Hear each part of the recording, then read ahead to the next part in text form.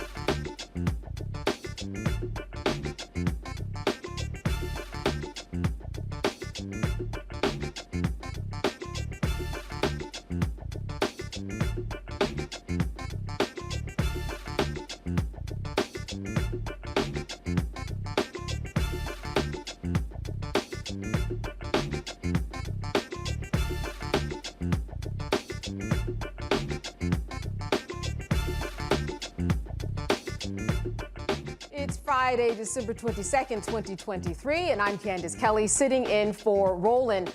Here's what's coming up on Roland Martin Unfiltered, streaming live on the Black Star Network. A Washington state jury acquits 3 officers in the 2020 death of Manuel Ellis, a black man who was shocked, beaten, and restrained face down on a Tacoma sidewalk as he pleaded with his breath. The Ellis family attorney will be here to tell us how the family feels about this verdict. The black Mississippi officer who shot an unarmed 11-year-old gets his job back after a grand jury found he did nothing wrong. The Supreme Court is not going to interfere in Trump's immunity situation. And then we're also going to talk about a number of other issues coming up, all here on Roland Martin Unfiltered. Starts right now.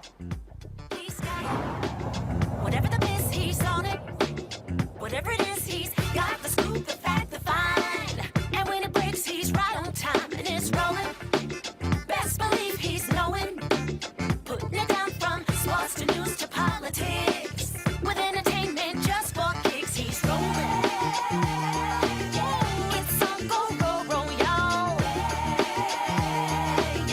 It's Roland Martin, yeah. Rolling with Roland now.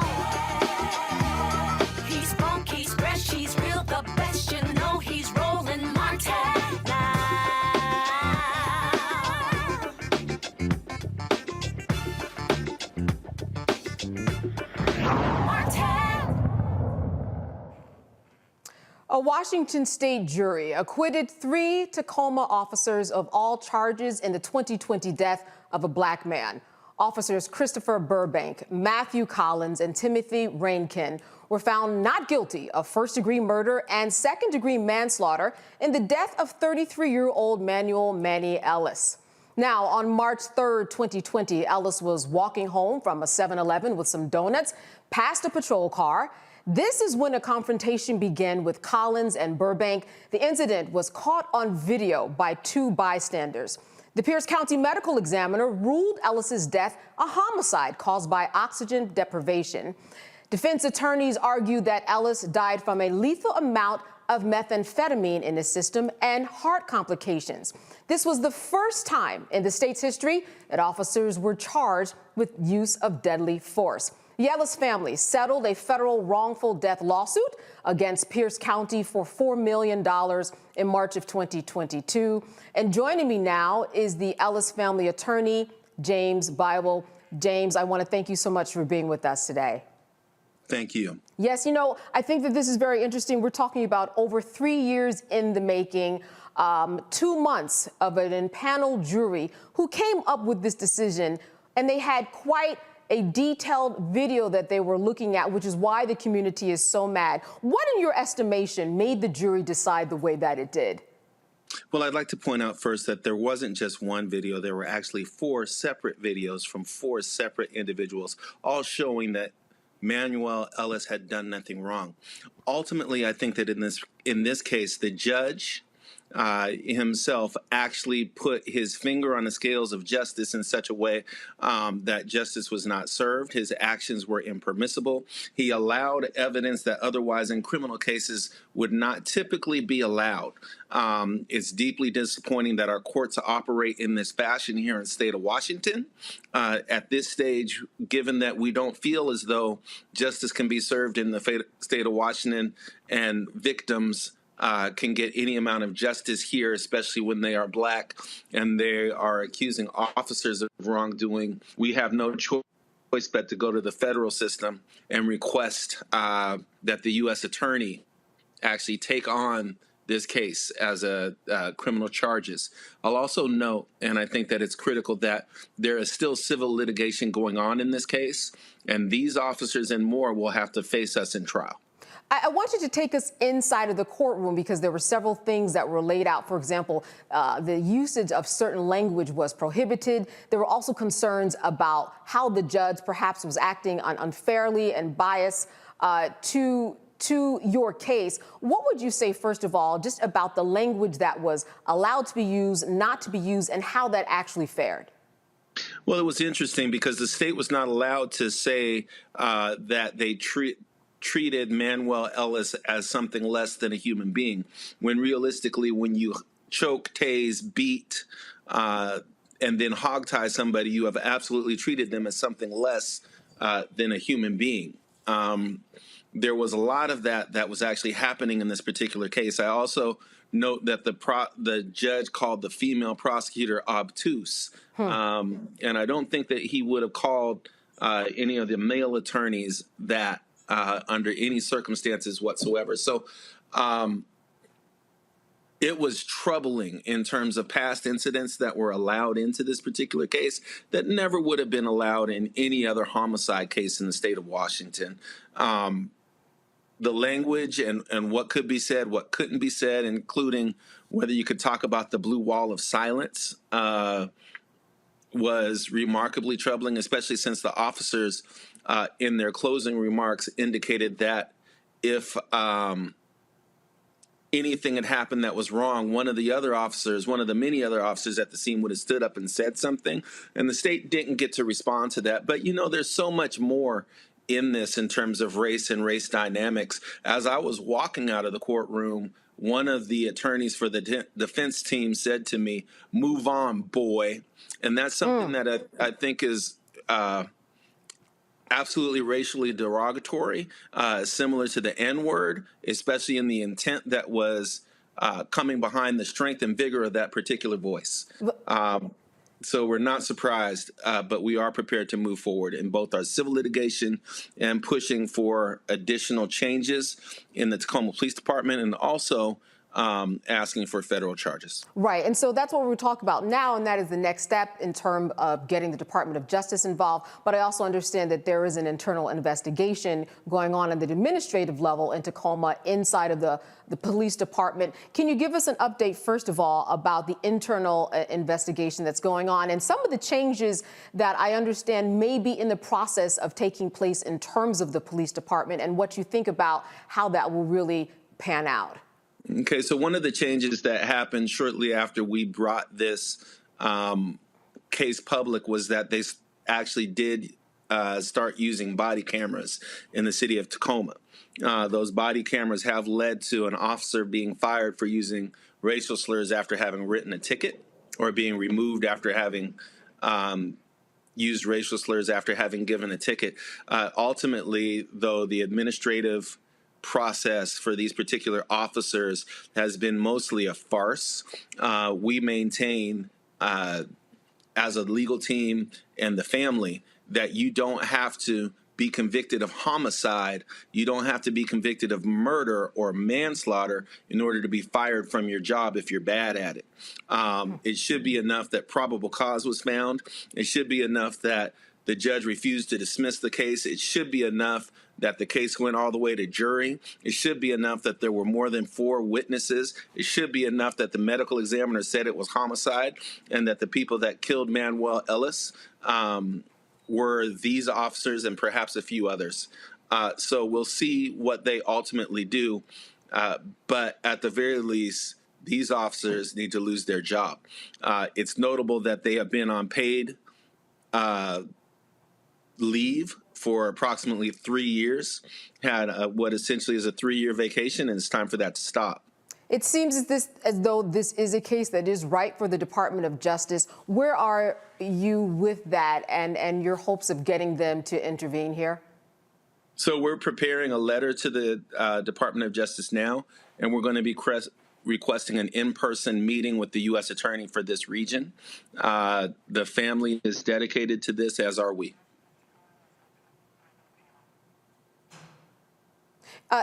One more question, and that is in terms of how the community has been feeling. I know that his family certainly has been going through quite a bit. They have taken to the streets. They've gotten out their bullhorns. How has the community reacted overall? I saw video of shop owners that were putting up, wooden panels in their stores. What's going on there right now today? What was remarkable to me first was when the verdict was announced, they cleared the entire courthouse. They acted as if it was some sort of imminent emergency. Those of us that were there to hear the verdict, I think it was 14 African-American women and 2 or 3 African-American men, were no threat to anybody, weren't prepared to cause harm to anybody, wanted to hear the verdict, were hopeful for justice. But if they're willing to shut everything down, including the courthouse, just off of the thought that maybe we should do something wrong, it tells us something about how they perceive us in general.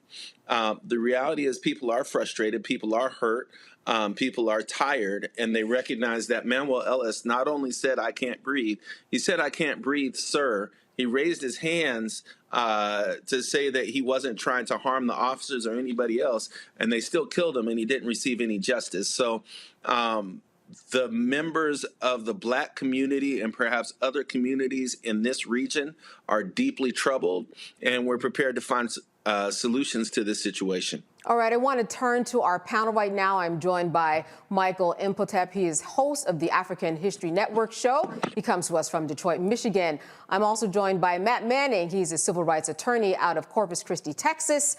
And Kelly Bethea. She's communications strategist, and she joins us coming out of here right in Washington, D.C. I want to open up the floor for questions to the Ellis attorney. Michael, I'll start with you.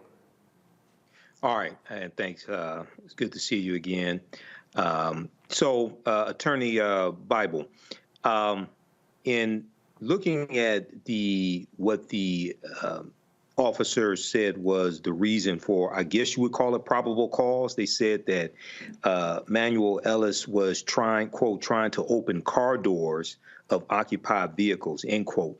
What in the trial, what type of evidence was presented to substantiate something like that? And also, what have you heard anything from Washington State Attorney General Bob Ferguson's office regarding trying to appeal this ruling or conviction? I mean, it's acquittal. I should say acquittal. Okay, so what I would say is this. The officers repeatedly changed their position in relation to the basis for the stop. There was absolutely no evidence related to any sort of actual Manny Ellis going into cars. At one point, they said that he had tried to get into a woman's car. There had been a car prowl. Or that he had even hit their car. There's literally no evidence in relation to any of that. And frankly, it wasn't presented. They kept changing their story as additional videos came out. So they never really touched on, at least not adequately, the basis for the stop. In terms of the acquittal, the state is not in a place under our system where they can appeal this particular acquittal. The option now in terms of criminal, some sort of criminal action occurring in terms of charges has to go to the federal government. All right, Attorney Bible, I want you to stay with us after a break. We are going to come back and have a few more questions. This is Roland Martin Unfiltered on the Black Star Network, and we'll be right back. On the next Get Wealthy with me, Deborah Owens, America's Wealth Coach. Did you know that 43% of Americans say that they're going to go deeper into debt because the cost of everything is rising because of inflation? On our next Get Wealthy, you're going to hear from money coach Lynette Kelfani-Cox as she shares exactly what we need to do to stay out of debt and get wealthy. When I paid off my $100,000 in credit card debt, I was just doing strategies kind of piecemeal. I was doing like what I thought would work. And then it was like, oh, great, it did. It was effective. And then I was like, I should document this. I should explain like how I got out of debt. That's right here on Black Star Network with me, Deborah Owens, America's Wealth.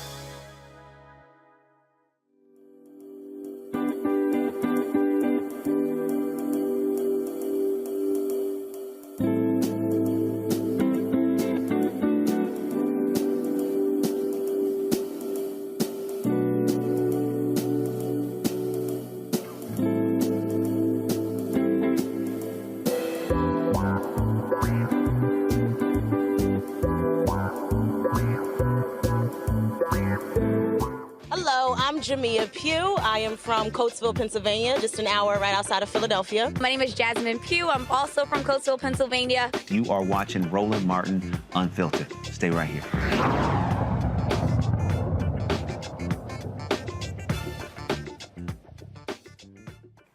We are back continuing our conversation about the police who were acquitted in the killing of Manuel Ellis in Tacoma, Washington. You know, this is something that has been going on for over 3 years. A jury listened for months, saw several videos, as we heard from the attorney of the Ellis family, and still came up with this particular decision. I wanted to turn this now to Matt. Matt, especially as a civil rights attorney, I know that you have great input here for Attorney Bible. What question do you have for him? Sure. Well, let me first say, James, thank you for standing with this family. It's very difficult to do that in these circumstances, and I'm glad they have someone shepherding them through this process. The question I have is really about the interplay between Pierce County and that settlement and what you anticipate, what role that will play in the settlement against Tacoma. Obviously, Pierce County is the county where Tacoma sits, but what I'm confused about is how did the Pierce County officers play into this? And how do you think that settlement may affect your future litigation against Tacoma? Absolutely. So Pierce County settled their portion of this lawsuit for approximately $4 million. Pierce County was present at the time of the death of the murder. one of the officers at some point had touched Manuel Ellis's body, and they were also at one point responsible for the investigation into whether or not there was any impropriety by the Tacoma Police Department and its officers. They took on that position knowing that they had a conflict of interest. As a result, they were added to our lawsuit along with the sheriff's deputies. They chose to resolve their portion of this horrific incident early. And at this stage, we're moving forward with the Tacoma Police Department and several other Tacoma police officers that played a role in this particular incident. One of the folks that played a role that was not charged was an individual that actually put a spit mask over Manuel Ellis's head that also ended up impacting whether or not or how he died. So there'll be much more that we'll be discussing in terms of information and evidence in this particular case that the state in its criminal charges was not able to actually move forward on or talk about. Kelly, jump in with your question. Sure. Thank you, Mr. Bible, for being here. I know, again, like my panel echoed, like the circumstances are, not ideal. And my apologies. My question to you is regarding next steps. My understanding, of course, is the $4 million settlement with Pierce County. What is the status of what's going on with Tacoma, the city of Tacoma, rather, and the other parties involved? Also, as far as next steps, are there any moves to possibly do some type of legislation policy push to make sure that this doesn't happen again, rewriting laws, advocating for the rewriting of laws, if you can expound upon that as well? So I believe in the state of Washington, as a result of this particular case, somewhere around 10 to 12 laws were actually changed on the state level, which was of critical importance. And then body cam was added to the Tacoma Police Department, and they didn't have body cameras previously. In terms of the litigation against the city of Tacoma and the defendant officers was stayed pending the criminal case. The criminal case is no longer in the way. So we'll be preparing for trial on the civil level in federal court, and we'll determine when, or we'll figure out exactly when that trial date will be. But at this point, we plan on litigating this matter all the way to jury. Being in the courtroom every day, obviously, I'm wondering, was there a point that you thought where things turned? Did you have hope at one point going through the process and getting the attention of the jury, reading their faces, and maybe understanding where the case went? And then do you think it took a turn at some point where it was hard to reel them back? I think that it's hard to believe even now, given the evidence that was presented at trial, even in spite of the judge and the judge's rulings and how he put his finger on the scales of justice, that we still ended up with an acquittal. Because I understand the judge did not want a conviction, that he pushed for a non-conviction, that in front of the jury he actually tried to explain away the actions of the officers in a way that was remarkably impermissible. But even with that, we have 4 videos from four different civilian witnesses, and we have Manny's own words, which were, "I can't breathe, sir." And we have the response from the officers, which was, "Shut the F up."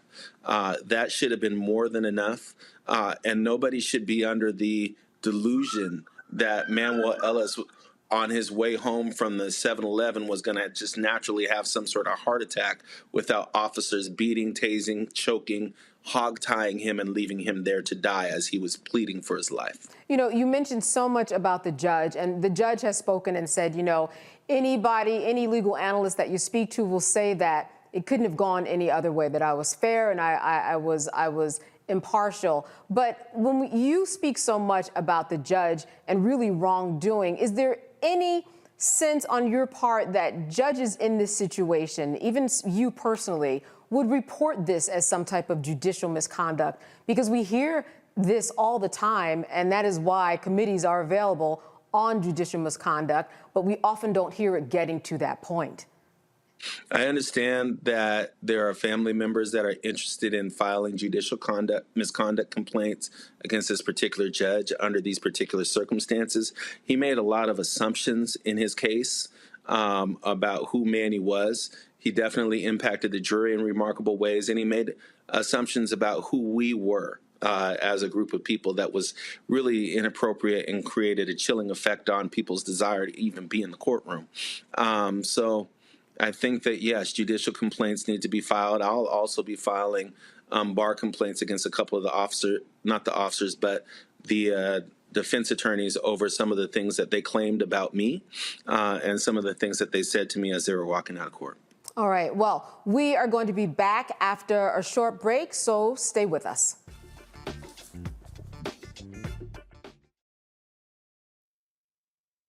Grow your business or career with Grow with Google's wide range of online courses, digital training, and tools. Gain in-demand job skills with flexible online training programs designed to put you on the fast track to jobs in high-growth fields. No experience is necessary. Learn at your own pace. Complete the online certificate program on your own terms. Stand out to employers, get on a path to in-demand jobs, and connect with top employers who are currently hiring. Take one professional career certificate program or all 6. Earn a Google Career Certificate to prepare for a job in a high-growth field like data analytics, project management, UX design, cybersecurity, and more. All professional career certificate programs must be completed by December 31st, 2024. Scan the QR code to complete the application. There are 1,000 scholarships available. Grow with Google and J. Hood and Associates. Be job ready and qualify for in-demand jobs. Carl Payne pretending to be Roland Martin. Holla! You ain't got to wear black and gold every damn place, okay? Ooh, I'm an alpha, yay. All right, you're 58 years old. It's over. And you are now watching Roland Martin Unfiltered. Uncut, unplugged, and undamn believable.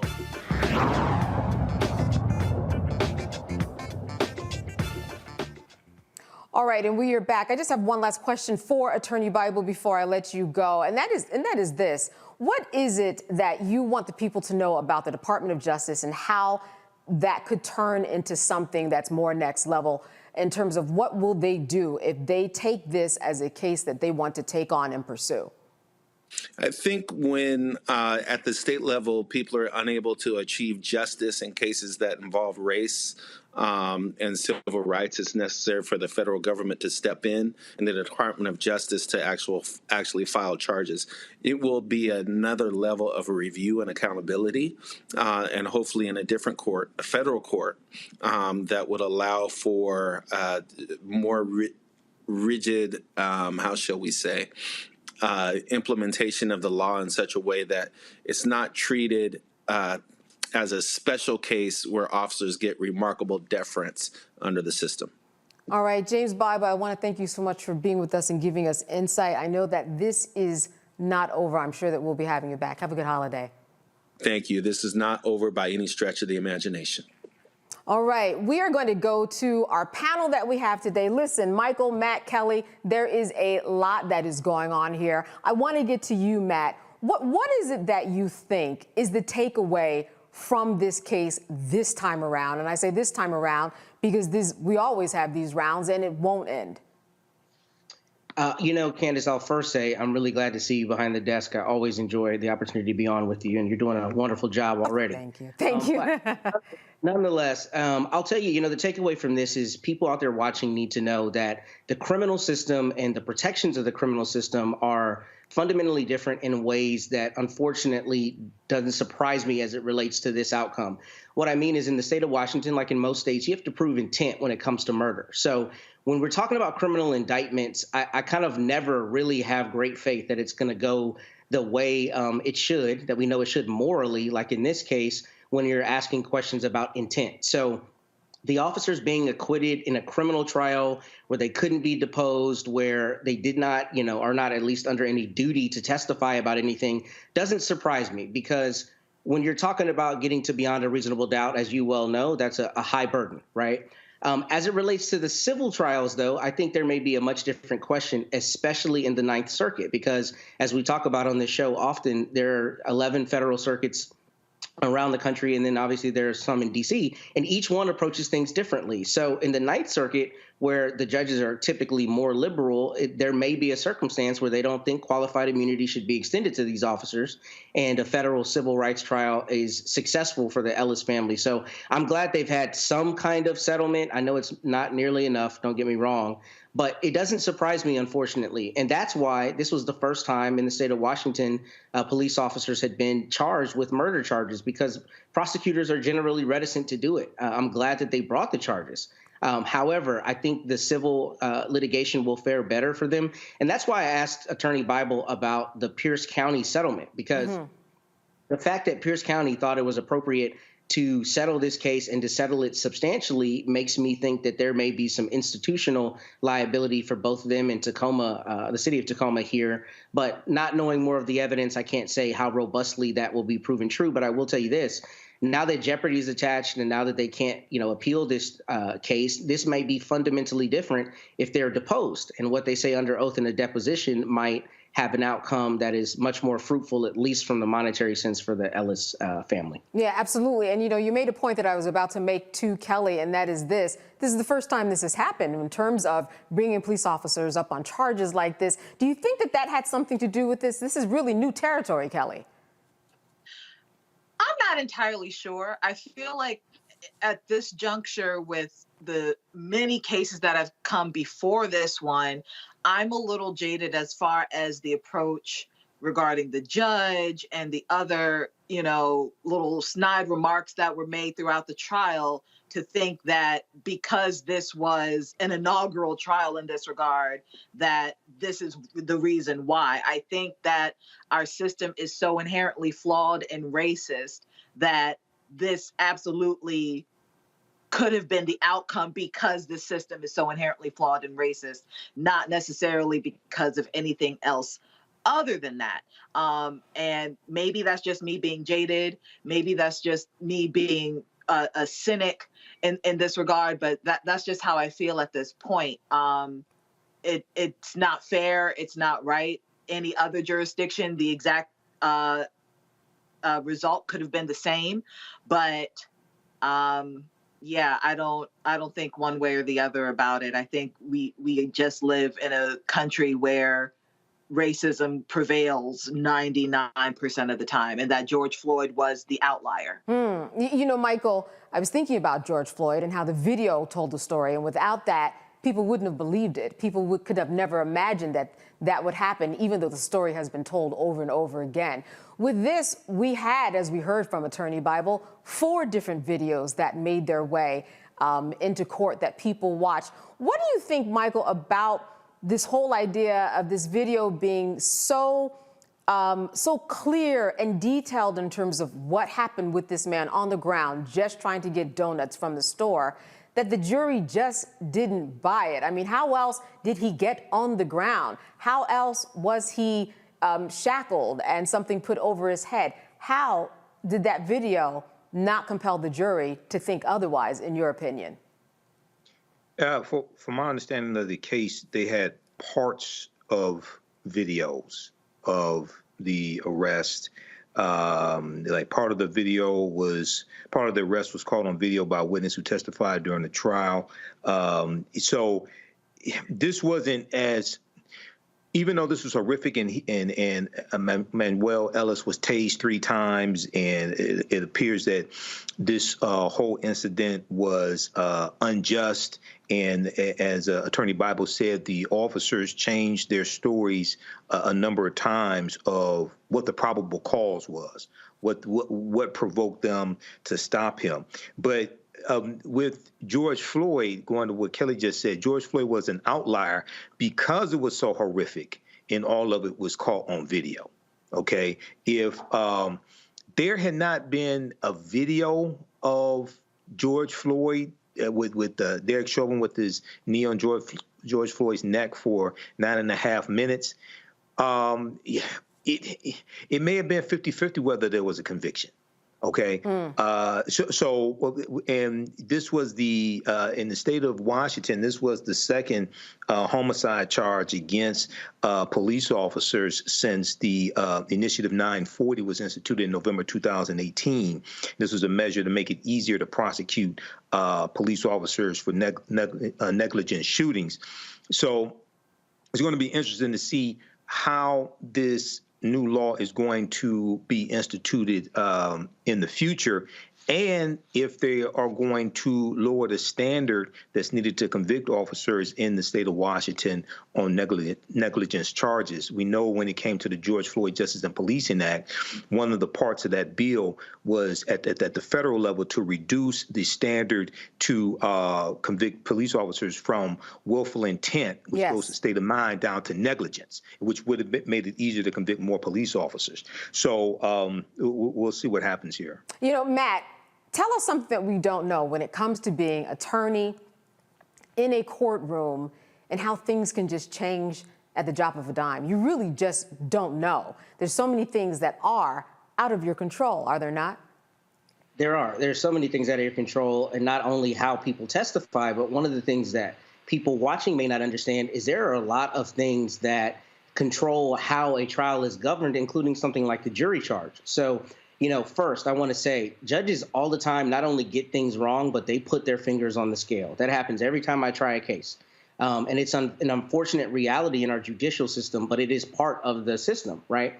And one of the ways that they do that is govern what the prosecutors and or the defense attorneys can say. I mean, I've been in trials before where somebody has to be referred to as a complaining witness as opposed to a victim, right? Part of that is because you may have a judge who's a former criminal defense attorney, and they don't want to give the idea that someone is a victim before that legal designation is made. I say that to say the judge has so much control over how a trial is run. So I totally understand Attorney Bible and sounds like his justified complaints about what the judge did. However, when we're talking about a criminal trial, as you well know, Candace, we're talking about beyond a reasonable doubt, which means every single crime has elements. And unfortunately, when I looked at this, I knew immediately that what they were going to be arguing was intent, right? Is that you can't prove that they had the intent to kill him. And as it relates to first degree, they have to show premeditation. So I say that to say it depends on how the witnesses testified. It depends on what the medical examiner said. What people don't realize is a medical examiner determining that something is homicide does not mean that there's necessarily criminal responsibility behind that. It just means that the death came at the hand of someone. That doesn't mean that there's not a legal justification for it. I'm not arguing for that here, but my point is there's a lot more nuance that goes into the courtroom, and it's difficult to look at these cases in a vacuum when you don't see the evidence that's adduced for, 30 days. But I will say judges set the tone for juries. And if a jury gets the impression that they think the judge thinks this person is going to be acquitted or is not guilty, that plays a big role in what juries do. It depends on what instructions he or she allows into the jury charge, how they respond to witnesses. I've had judges sitting on a bench before who are sneering when a witness who's a crucial witness for either side comes up to testify. And if you're a juror, there's no way to not see that the judge is indicating that he or she thinks this person's not a credible witness.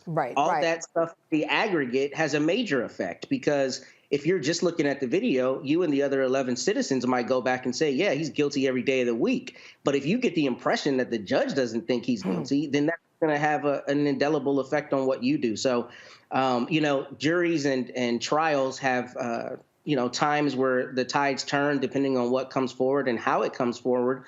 But I think Attorney Bible really did a good job in explaining how the judge put his finger on the balance. And that is one of the biggest parts of the system that we have, as flawed as it is that you have human beings who are doing their job, and they're unfortunately affecting the outcomes in the way they shouldn't be. Absolutely. One judge's side eye, one judge's gesture. A jury can look at that and say, well, if he doesn't believe it or she doesn't believe it, why should I? This is a seasoned judge.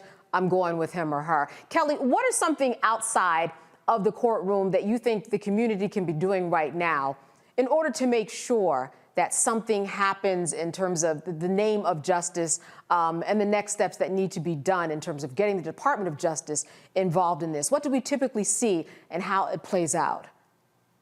I mean, certainly petitions are one thing. I know a lot of people think that they don't work, but it is actual concrete on paper proof that people are listening, people are paying attention, and you need to do something on behalf of the people who put you in office or put you on that bench, depending on how the judges got there, that they are looking at you to make sure that accountability is being held.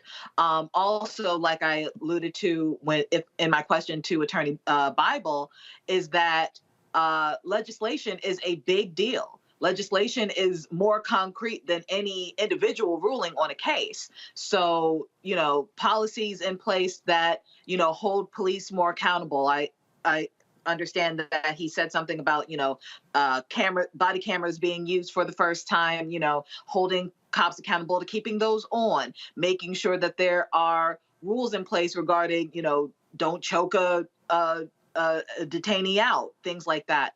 But just holding police officers more accountable, holding policymakers more accountable, and certainly keeping abreast of the case as it proceeds and not letting it die in local media and beyond. And before I go to break, Kelly, I just want to follow with you. I mean, at the end of the day, it seems like we just need all of these parts. You need the community, you need the justice system, you need boots on the ground, you need a jury that's going to do right by you and follow the law, you need a judge that's impartial. I mean, there's so much that is left to chance there, but you need all of these parts. You absolutely do. It's a cliche saying, but teamwork makes the dream work, right? And this whole country, as flawed as it may be, was crafted so that there was no one branch greater or having more power than the other, so that they can all collaborate to make this a better union, right? And I know it sounds grand and cliche, but that's really what it's supposed to be. Granted, it's rooted in racism, but that's why we have Black people and brown people and other people of color who came here either by choice or not, to make sure that everybody's being held accountable to what was already set in place before we came onto these lands. So that's what I mean when I say, make sure that you keep it in the mouths of people who matter so that they can still talk about it, so that the powers that be are still held accountable to the community, to the public, and making sure that laws actually work for everybody. Absolutely. As they say, out of sight, out of mind. If you don't shed the light on it, people will forget. Short memory spans. All right, we're going to come back after a break. Stay with us on Roland Martin Unfiltered. I'm Dee Barnes, and this week on The Frequency, we talk about school to prison pipeline, book bans, and representing for women's rights. The group Moms Rising handles all of this. So join me in this conversation with my guest, Monifa Bandelli. This is white backlash. This is white fear that happens every time Black people in the United States help to walk the United States forward towards what is written on the paper. Right here on The Frequency on the Black Star Network.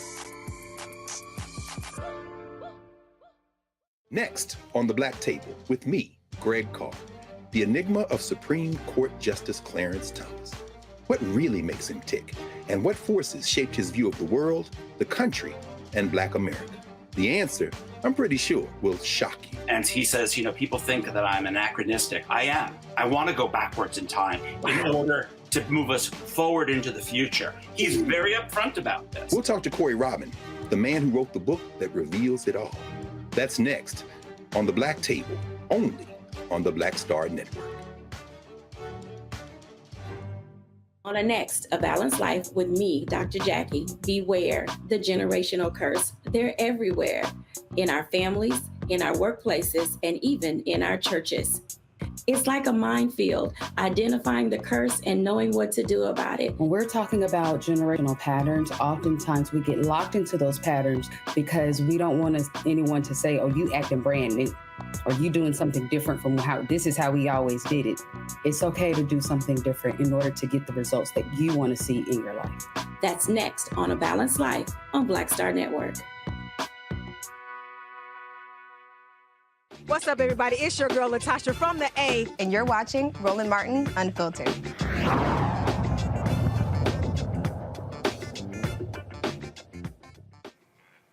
The Supreme Court rejected a request by special counsel Jack Smith to fast-track arguments as to whether or not Donald Trump has any immunity from federal prosecution for alleged crimes he committed while in office. Smith asked the justices to skip a federal appeals court and to quickly decide the fundamental issue in his election subversion criminal case against Trump. Now, both sides will have the option of appealing the eventual ruling by the D.C.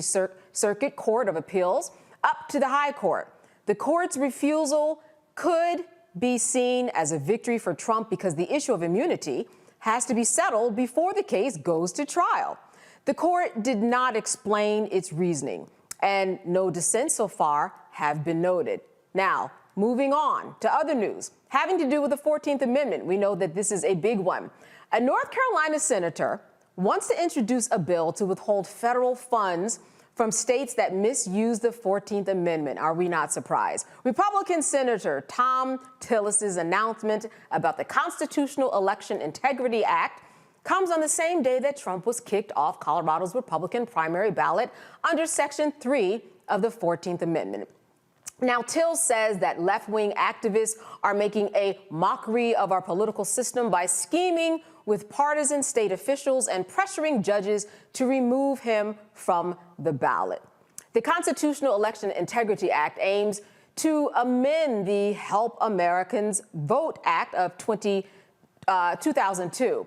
Adding language to the law stating that the Supreme Court has the sole jurisdiction to decide claims arising out of Section 3 of the 14th Amendment to the Constitution of the United States. There's a lot of Trump news going on there, and we are not surprised that this 14th Amendment is now in question after what Colorado did. Michael, listen, I know that we can't be surprised by this. We could have seen this coming because this is something that we have now seen that potentially the states really do have the power to get Trump off of their ballots. With that in mind, I wonder what your take is on what states will be doing next and what Republicans will be doing next, because the battle has begun, Michael. Well, a lot of you have some Republicans that are going to side with Donald Trump and aid in the bet, like Senator Tom Tillis. But the Colorado case was brought by conservatives. They were brought by conservative legal scholars who were members of the Federalist Society or former members of the Federalist Society. So that lawsuit was not brought by woke liberals. All right, and as one of the leading conservative, Judge Reddick is one of the leading conservative thought leaders and conservative legal scholars. He said this is not partisan. This is following the Constitution. Section 3 of the U.S. Constitution is clear. OK, if you participated in an insurrection or gave aid and comfort to insurrectionists, OK, then you are barred from holding political office, whether it's state, whether it's federal, et cetera. It doesn't matter which political party it is or anything like this. And yes, this was as a result of the U.S. Civil War and the Confederacy. But this is clear. They're following the U.S. Constitution. This is something I've said from the beginning and say, no, he should be banned. And also Section 3 of the 14th Amendment of 1868 does not state that you have to be convicted of participating in an insurrection either. So this is Basics Civics 101, hashtag Civics 101, as Roland posts on Instagram. And when we look, and once again, we have to understand that democracy is on the line. We're staring down the barrel of authoritarianism. We're staring down the barrel of dictatorship, and Trump is telling you what he's going to do. All right.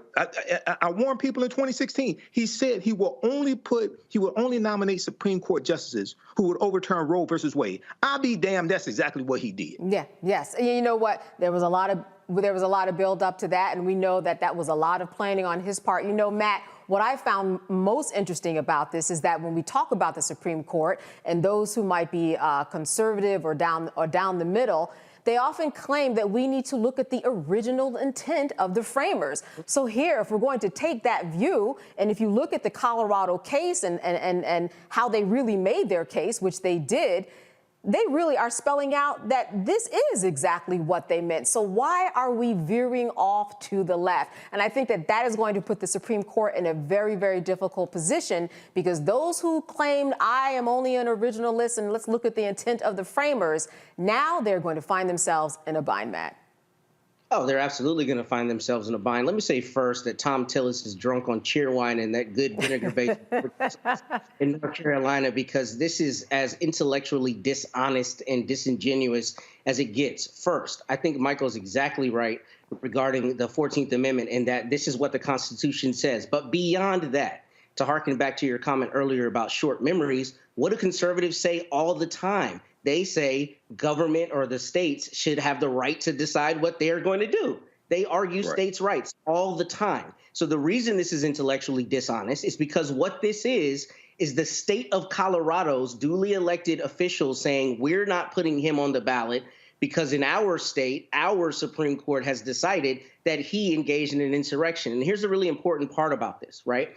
The way the Constitution is written is it doesn't require that there is some legal finding. The judge here actually had a trial where she determined that the evidence showed he engaged in an insurrection, right? Which means that the district court's decision is based on the evidence that she heard in a trial or a hearing where they put forth and showed the evidence that Mr. Trump engaged in an insurrection. The reason that's important and the reason this is even more intellectually disingenuous is because if you look at Section 3 of the Constitution to the 14th Amendment, it says that Congress has the ability to remove the disability.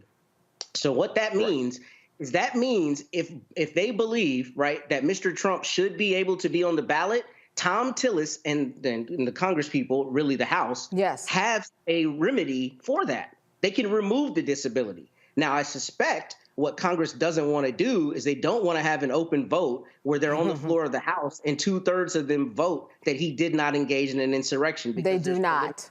There's political harm to them for that. But this is intellectually dishonest because the Constitution not only affords it, number one. Two, Michael's exactly right. Conservatives brought this case in Colorado. So this is not liberal, no matter how much they try to make it look like a partisan thing. And thirdly, as much as they beat the drum of the Constitution and states' rights and federalism, they move that goalpost when it's, disadvantageous to them, just like here. But if you're going to keep that same energy, so to speak, Mr. Colorado, because the people of Colorado have the right to determine if he's on their ballot. So I think Tom Tillis is drunk on cheerwine and that good old vinegar-based Kelly, I think that Matt and Mike put it best. I mean, Mike talked about the abortion rights. Matt talked about the fact that we have left so much power to the states. But now we are just completely doing a 180 on this and saying, even though we wanted the states to make the decision about abortion, well, this one we're going to do something a little bit different. That really doesn't fly, does it, Kelly? No, it doesn't fly. And I don't think it's so much of them doing a 180. I think they are completely on brand for what they've been doing for the past, let's just say 5 years, to be conservative with it, and that they are consistently moving the goalpost to fit the agenda that they want to push. And the agenda that they want to push is to stay in power, to stay white, and to stay rich.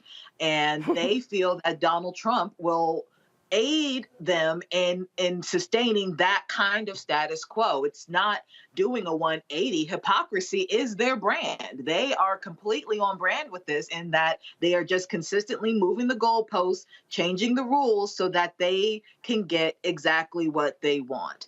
And for them to do this, again, it's on brand. I'm not surprised anymore by what Republicans do, don't do, say, don't say, because in my head, it has been a consistent brand of BS that they have been touting to the American people. Matt, I wanted to shift the conversation to this immunity, the fact that the United States Supreme Court is not going to address whether or not the president is immune from these particular charges that Smith is bringing.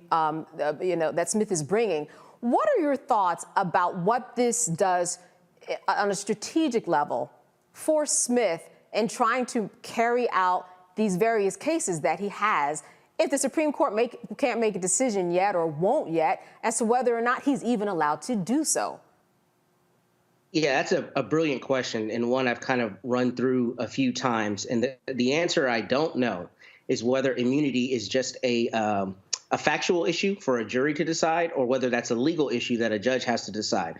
The reason that's important is this. I've seen this characterized as a win for Mr. Trump. I don't think it is. I think it's very possible that the appeals court rules against him and then the Supreme Court decides not to take it up. If they decide not to take it up, then he doesn't get the immunity and it's dead in the district court. So I think there is a tendency to paint things as being positive for Trump when they're not objectively positive for Trump. But beyond that, if immunity is a legal issue for the judge to decide, then the district court judge decides that in a trial. If it's a factual issue for a jury to decide, then a jury, just like self-defense or any other defense in a trial, might say, nope, you don't get immunity for that because you were president at the time, but that immunity only appeals to or applies to civil issues, not criminal issues. I think what Jack Smith is trying to do here, which is smart, is he's trying to get the issue answered before you go to trial, almost like you would any kind of declaratory relief or something where you're asking the judge to say, what is the law on this? Yes. But I don't think this is fatal to his trial by any means. In fact, I would think if I'm on Mr. Trump's legal team, I'm actually concerned about the Supreme Court not answering this question because I know they're trying to kick the can down the road. But the problem is it creates uncertainty for them, because they can go to trial if the Supreme Court hasn't decided that. And if the appeals court rules against him and the Supreme Court doesn't take up the petition for cert, then he's in the situation where he now knows. Whereas if that's not resolved by the Supreme Court, it could theoretically happen at the trial that he goes to trial, is convicted, and then gets to appeal whether that immunity should have applied. So I think this is Jack Smith trying to get an early answer to the question. Sure. But I don't think this goes to Mr. Trump's benefit the way it's been characterized. I think, in fact, he would want to have that answer a lot more clearly and earlier, than waiting for the Supreme Court. And I get it in the political context, but legally it would concern me. I'd need that question answered before, we ever put a jury in the box. Well, Kelly, what is your take on this decision by the Supreme Court? Because both sides, Trump and Smith, wanted the court to make the decision. So some would say, well, maybe this is good for Trump. Maybe it's kicked back down, to the circuit court. But others would say, well, I don't know. The fact that they didn't want to take it means that maybe they didn't have enough to go on. What's your take on the fact that they're not actually dealing with that right now? Who do you think that falls on the side of more? On a personal note, I think they think that it's Christmas and they don't want these problems right now. They just want to be with their families. They're looking at the calendar. You know what I mean? It's like, you know what? It's Christmas. Let's celebrate Jesus first. But on a real tip, I completely agree with what Matt is saying in that if you notice, Trump didn't say anything against Jack Smith's letter in that he wanted it expedited. I think Jack Smith even wrote the letter because there's precedent for the Supreme Court to be nosy and do things outside of their judicial calendar, meaning with the case regarding George Bush and the court themselves deciding who was going to be president of the United States that year. That was an immediate ruling. Even before that, I want to say in the 70s with Nixon, the court intervened rather quickly regarding the tapes, and that's how he resigned so quickly. So there was precedent for the Supreme Court to go in outside of their regular ruling calendar to do things like this. But I think that because this is so unprecedented, like Matt said, I think they want DC Circuit Court to say something first and look at their rationale regarding this issue, and then they would use that for any ruling coming down the road so that they can at least have something to put into the opinion. Because right now, again, we are literally looking and navigating uncharted territory regarding this issue. So I feel like they needed something from a lower court, any lower court, to substantiate whatever ruling they have down the line. Oh, absolutely. And when we look at the Supreme Court and their calendar, I mean, this is not really a busy time for them, and they are busier than they ever have been. As you said, they want to go home. They do want to go home. The practicality of it is there. Let's be real. They've also been on the hot seat when it comes to conflict of interest and who they are borrowing vacation homes of and going in the flights of. They have really been on the hot seat. Mike, I want to ask you this. What do you think the fact that they kicked it back down to the circuit court, Michael. What do you think that actually translated to? What do you think it meant, besides the fact that, you know what, Monday is indeed Christmas? Well, they're not going to intervene. They're not going to expedite this. Now, the District Court of Appeals in Washington, D.C. has put the appeals case on the fast track. You're going to have opening statements or arguments beginning January 9th.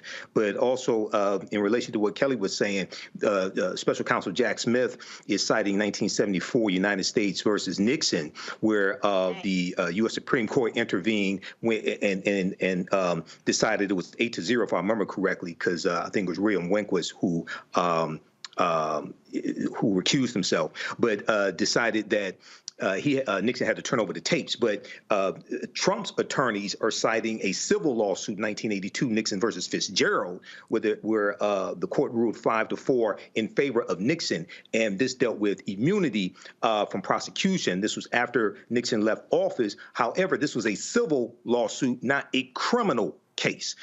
Right now, the special counsel is prosecuting a criminal case. So it's eventually going to get to the U.S. Supreme Court, and it's not a guarantee that is going to go in favor of Trump just because he nominated 3 Supreme Court justices as well. So we'll have to see how this goes. But what we can be sure of is we can stop this fool at the ballot box November 2024.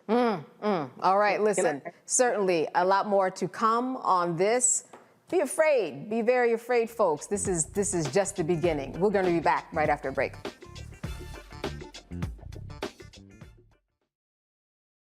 Hatred on the streets, a horrific scene, a white nationalist rally that descended into deadly violence.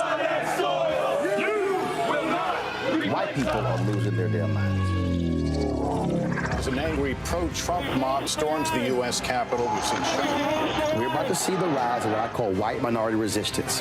We have seen white folks in this country who simply cannot tolerate black folks voting. I think what we're seeing is the inevitable result of violent denial. This is part of American history. Every time that people of color have made progress, whether real or symbolic, there has been what Carol Anderson at Emory University calls white rage as a backlash. This is the rise of the Proud Boys and the Boogaloo Boys. America, there's going to be more of this. Here's all the Proud Boys, guys. This country is getting increasingly racist in its behaviors and its attitudes because of the fear of white people. The fear that they're taking our jobs, they're taking our resources, they're taking our women. This is white fear.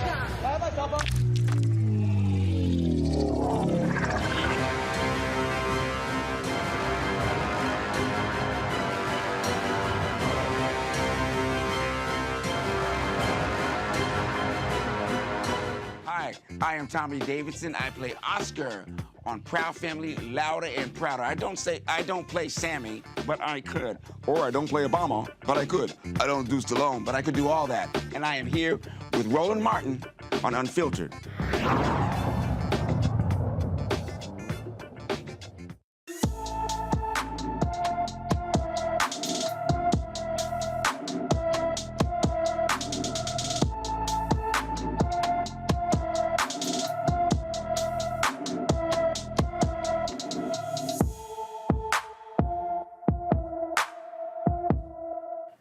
Layla Bajinka has been missing from her St. Paul, Minnesota home since April 17, 2023. The 14-year-old is 4 feet, 11 inches tall, weighs 154 pounds, and has black hair and brown eyes. Anyone with information about Layla Bajinka is urged to call the Hennepin County, Minnesota Sheriff's Office at 952-258-5321. All right. A Mississippi woman who was shot in the head by an officer during a 2022 traffic stop is suing the Mississippi Department of Public Safety, Capitol Police, and other officers.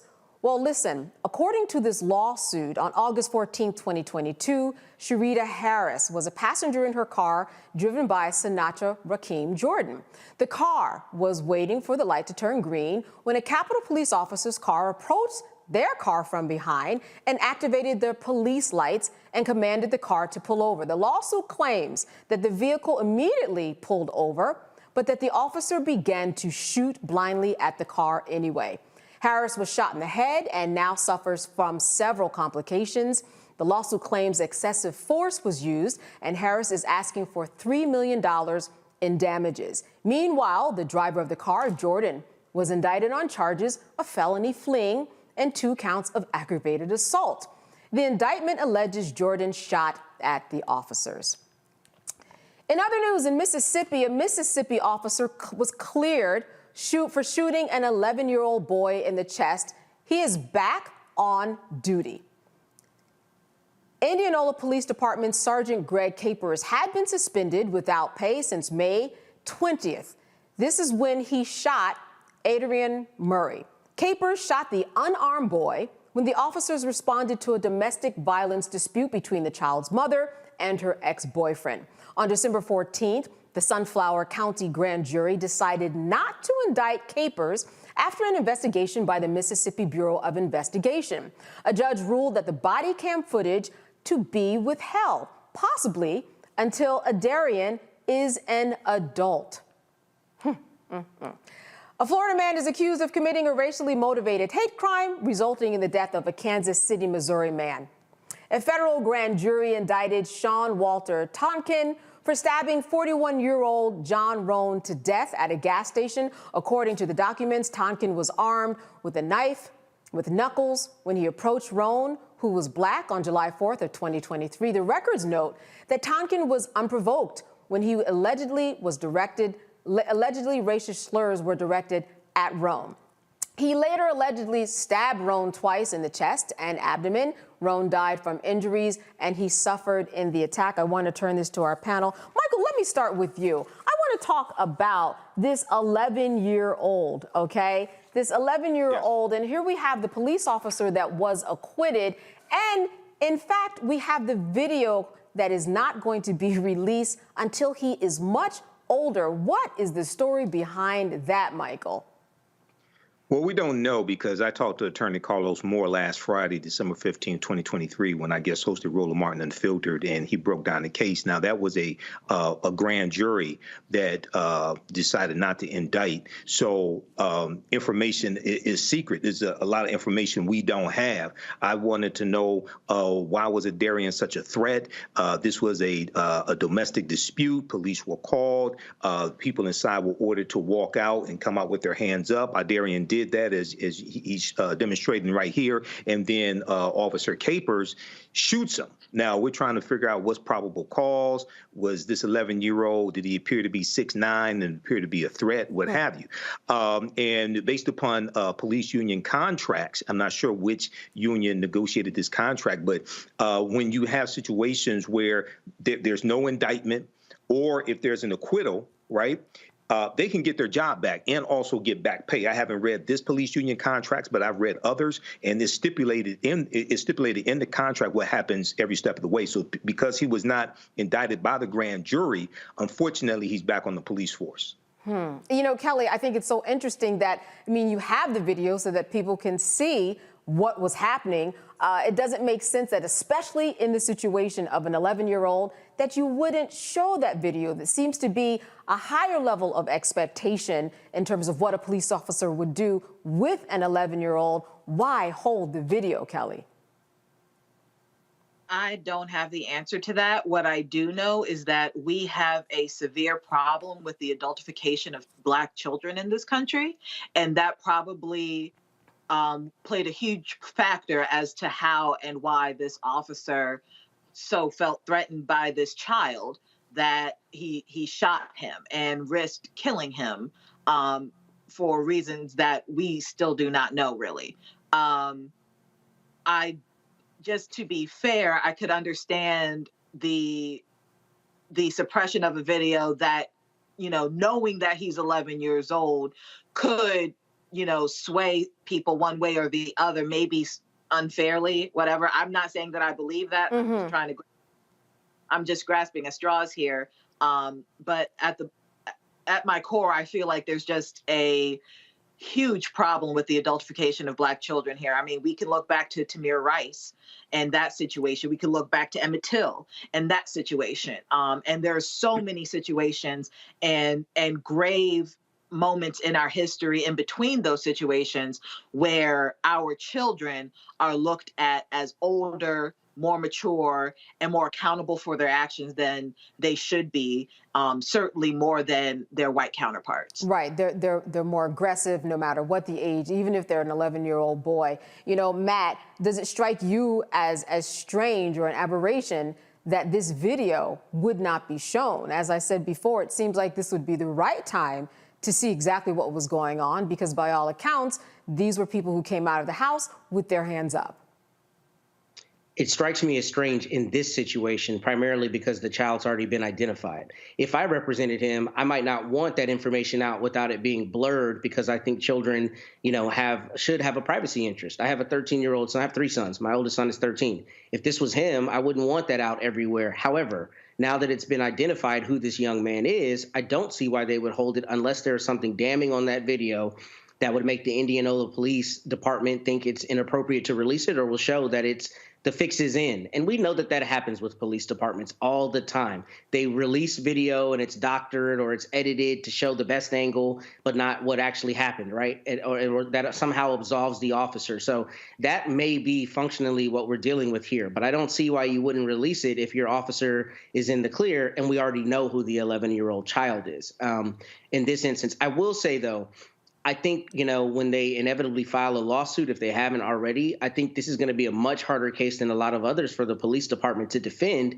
because it sounds like it's undisputed that they were coming out of the house with their hands up. Right. So how this officer is ever going to be able to claim he was in fear of his life or any of the normal stuff that we hear that often absolves officers, even in the Fifth Circuit where I practice, which is the most difficult place to practice in this country, I think he's going to have a hard time with that. So maybe on the back end, there will be a favorable settlement for this family, especially because he's an 11-year-old. And Kelly's exactly right about the adultification of kids. But in this instance, I don't know that he's got any kind of defense that makes any sense, because if they're coming out with their hands up and that's on the video, it sounds like they're going to be writing a pretty big check pretty soon. Right. And you know what, Michael, that's what I was going to ask you about. Looks like this is an open door for a settlement. Would you agree with that?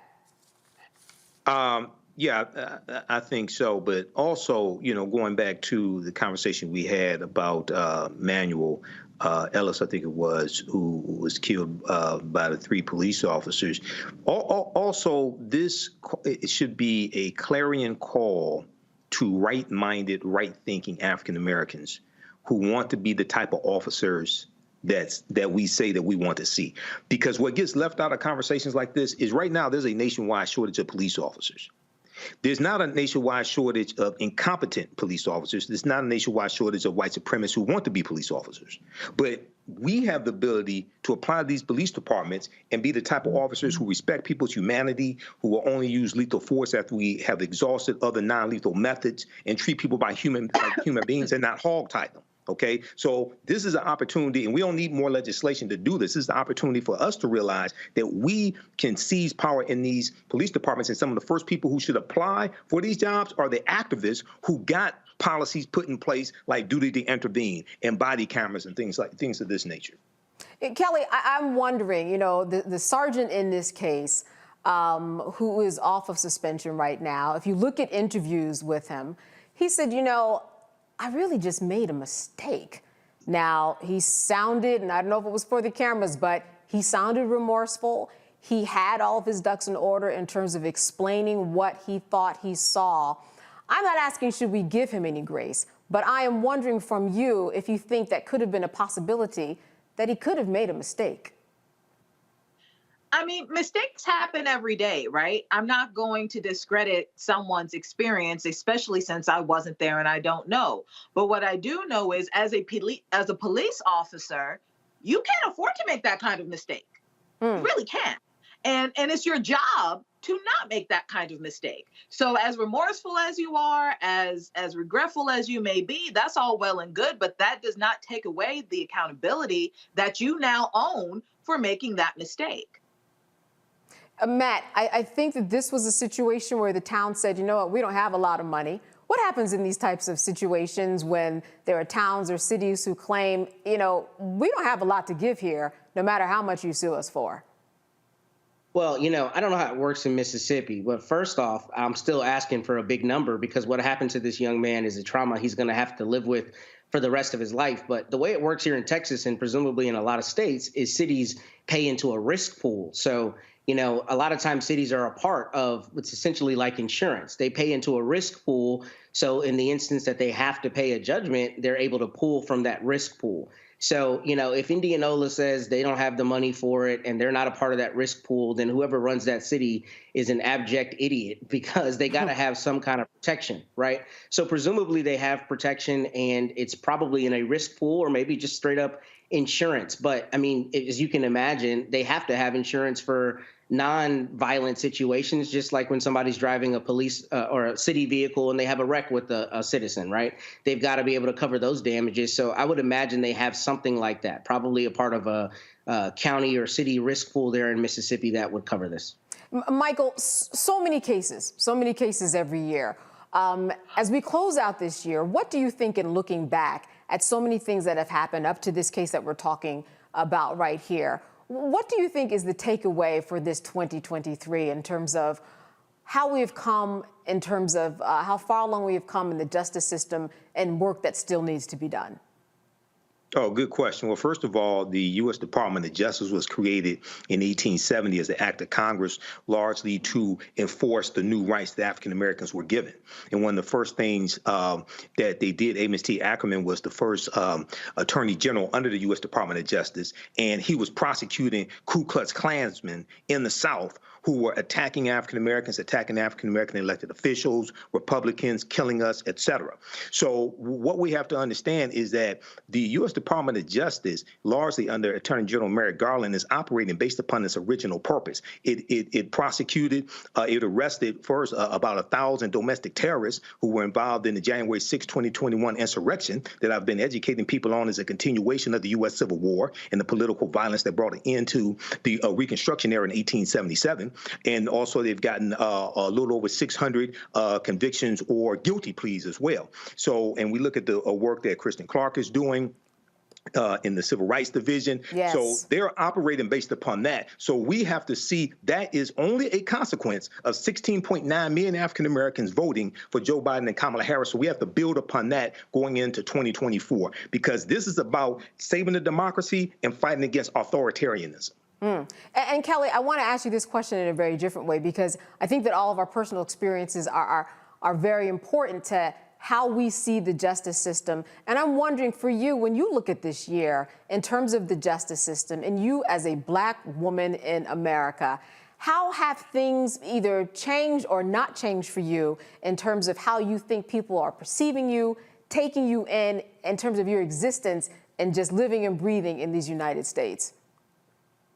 I think people have expanded their vocabulary to basically cover up just how racist they can be. I think they have, you know, I've seen the weaponization of therapy jargon. I have seen, you know, quote unquote, big words being used to summarize, you know, really small thoughts. I don't think much has changed. I think the only thing that has changed is how it's being said. And with the coming election and the rigmarole that's about to be unearthed, I am concerned with the direction this country is going. We already have the overturn of Roe v. Wade. We already see these states acting a fool, as my grandmother would say. Right. You know, acting a plumb fool regarding how women are supposed to be treated, approached, behave. Like we are regressing at a rate unlike we have ever seen, even though so much around us, such as technology and school of thought, is progressing. But in order to maintain the power and status quo, our laws have to regress. And we are in a very tumultuous, uncharted territorial type of time, in that I don't know how it'll be reconciled. I really don't. But I'm here for the ride. Right, you're here for the ride. You're here for the tomfoolery if you need to be. You know, Matt, I want to go to you because Kelly brought up something very important, and that is, listen, we've got people out there who are just going to the table and say, okay, 14th Amendment, Section 3, let's just make some legislation in order to diffuse that. But then there's another part of the 14th Amendment, and that's due process, right? And we know how important that is, and we know how important that is in terms of people fighting for it and not getting it. You mentioned earlier that you have 3 sons. What are your hopes for your sons in looking at the way the justice system is set up now as we come to the end of the year, hearing all of these types of stories, and certainly primed to hear more? Well, my first thought is that they're never afraid because, you know, the only way you can protect yourself is you fight everything all the time, especially if you're accused of any criminal act. I say that as both still a criminal defense lawyer, but as a father, because a lot of what happens to us, particularly as Black people, is a lot of times we don't have the luxury of the information on how to best defend ourselves and protect ourselves.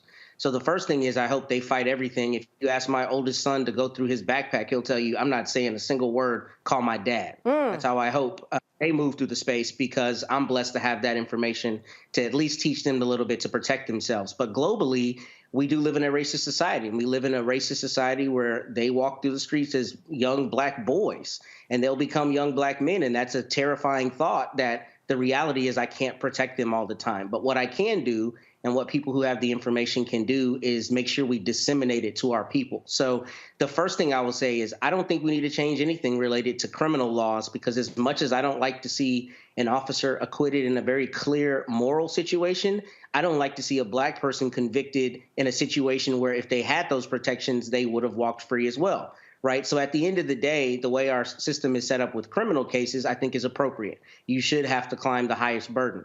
But I think what we talk about on this show often is, as it relates to civil rights cases, what we as a society have to do is demand that our legislators make it where we can actually vindicate the Constitution. Because what we have in this country is we lie all the time about the Constitution mattering, when every time I file a lawsuit, it's climbing Mount Everest to get somebody justice. What we need to have is our state legislatures putting in things to remove qualified immunity and, frankly, taking it out of the hands of judges, so that when an 11-year-old boy is shot by a police officer and he's not doing anything wrong, we don't have to be worried that he may not get a settlement. Like, that's an absurd idea that we live with in this country as Black people and as citizens in general.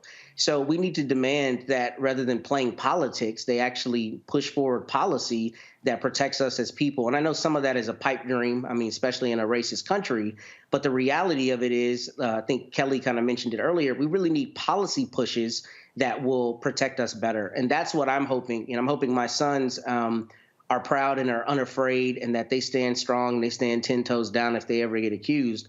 But I hope that we globally more learn our rights and learn our the best ways to protect ourselves, one of which being, if you ever get accused, don't say anything. Like the fact that this sergeant is on TV talking about what happened is absurd to me, because if I represent him, he's not saying a single word. Yeah. Prove it in the court of law. And that's the way we should approach it when we're accused. We should fight to the death on those issues, because that's the only way we have any semblance of protecting ourselves. All right. Sounds like a dad of 3 boys to me. Very good to have all of you. Michael, Matt, Kelly, as always, good seeing you. And thank you so much for being guests on tonight's panel. And have a good holiday. You too. Happy holidays. You too. You too. All right. Happy holidays. Happy Kwanzaa. Boy, thank you very much. Now, hey, before I let my panel fully go, I want you to join me in February for an eye-opening journey on a new podcast called Not All Hood, Nah, hosted by a dynamic trio, if I do say so myself. It's Malcolm Jamal Warner, the Wayusi Baraka, and me.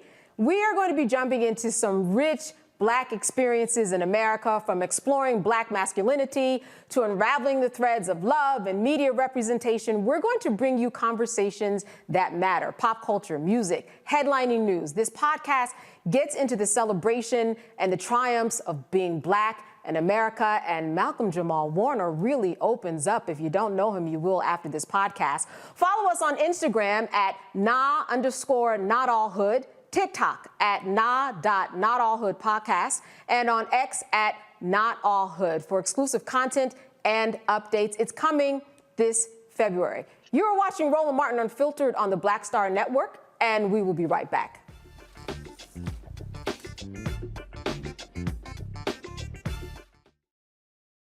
talk about blackness and what happens in black culture, we're about covering these things that matter to us, speaking to our issues and concerns. This is a genuine people-powered movement. There's a lot of stuff that we're not getting. You get it, and you spread the word. We wish to plead our own cause. Too long have others spoken for us. We cannot tell our own story if we can't pay for it. This is about covering us. Invest in black-owned media. Your dollars matter. We don't have to keep asking them to cover our stuff. So please support us in what we do, folks. We want to hit 2,000 people, $50 this month, raise $100,000. We're behind 100,000, so we want to hit that. Y'all money makes this possible. Checks and money orders go to P.O. Box 57196, Washington, D.C. 20037-0196. The Cash App is $RM Unfiltered. PayPal is R Martin Unfiltered. Venmo is RM Unfiltered. Zelle is Roland at RolandSMartin.com.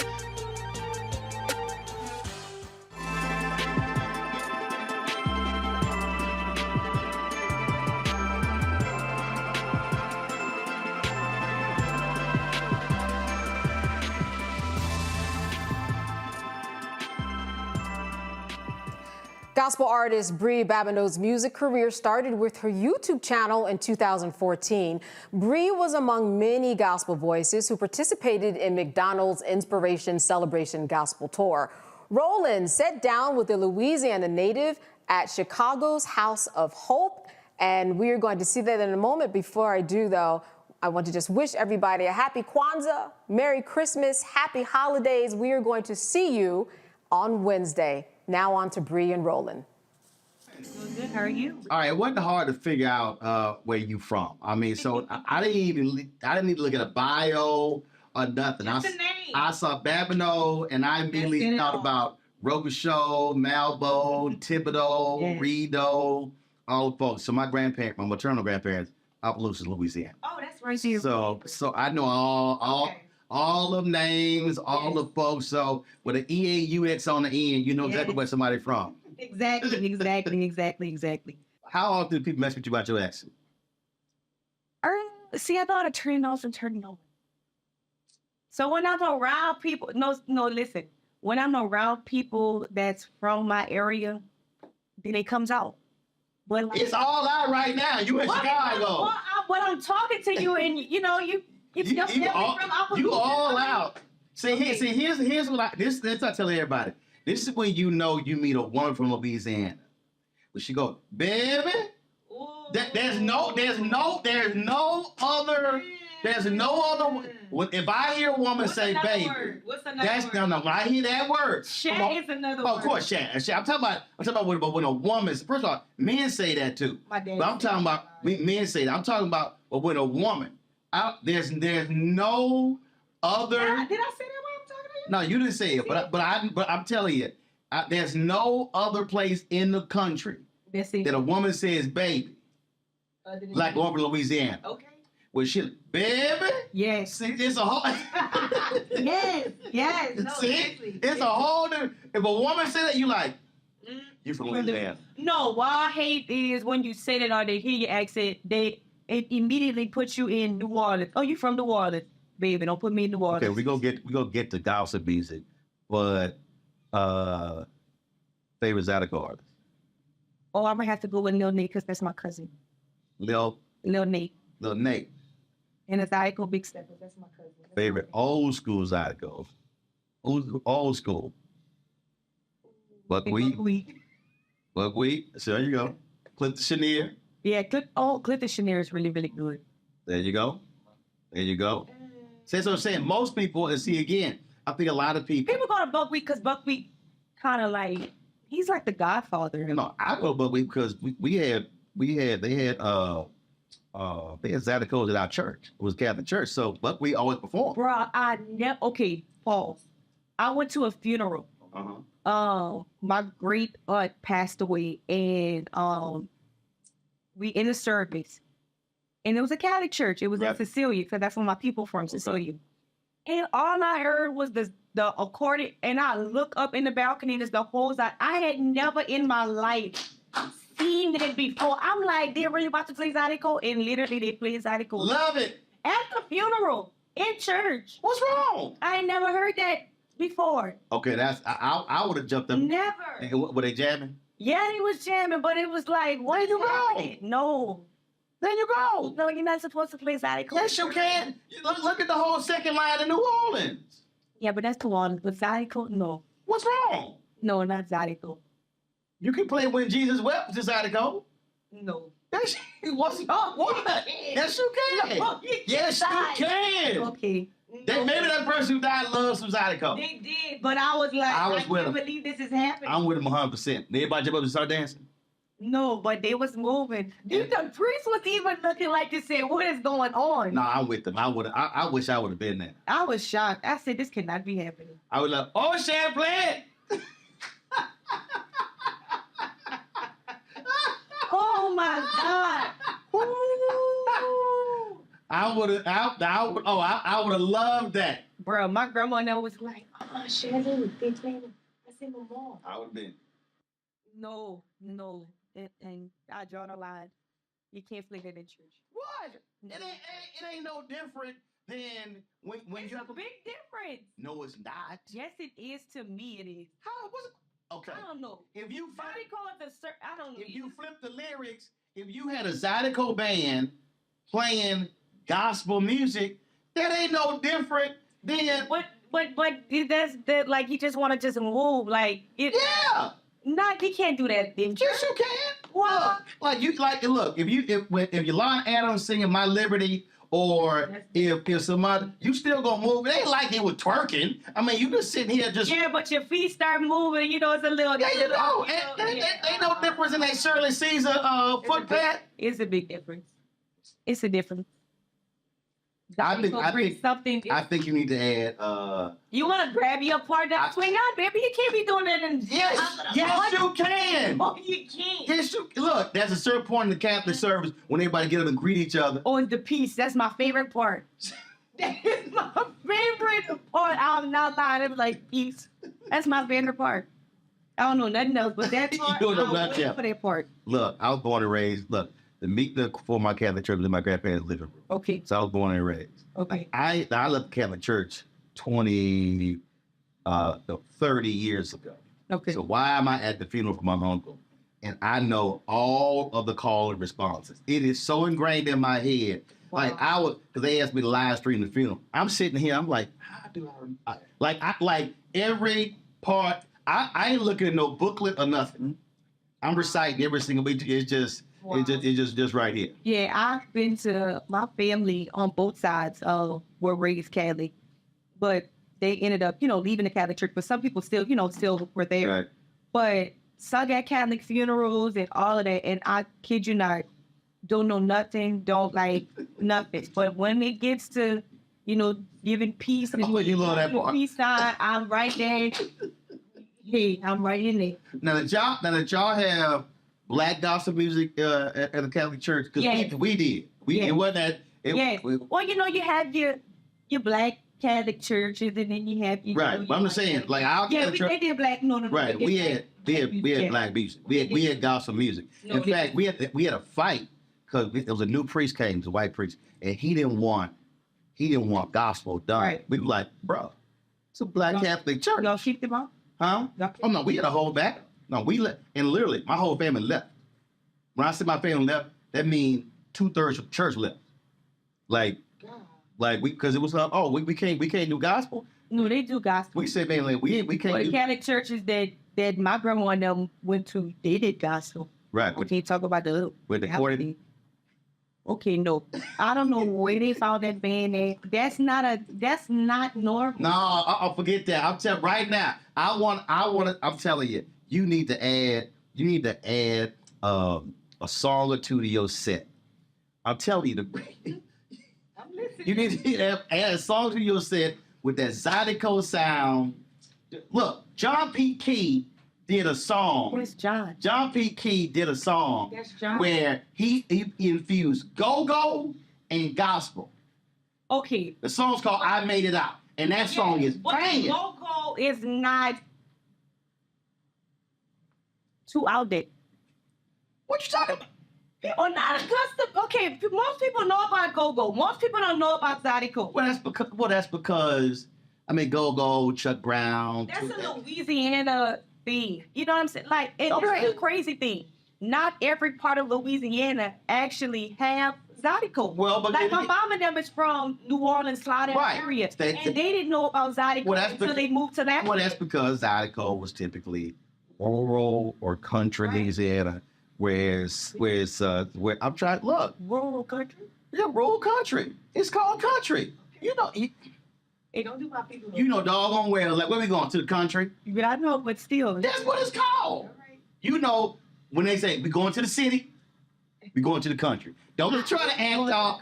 Don't be, see. I hate it. I ain't gonna lie, I did. That's because you want to be. You want to be bougie. That ain't bullshit. You want to be bougie. What you mean? You said there's no air? There's no air. That's why you can't eat gumbo anytime. My great-grandma, she didn't have, like, air. I used to hate Oh, see, right there. See, you didn't want to sweat. You didn't want no fan. Man, you used to have to be careful, man. You go lift up the toilet and be a snake in there. I'm serious. Like, that's the type of like, no. As a kid, you'd be scared.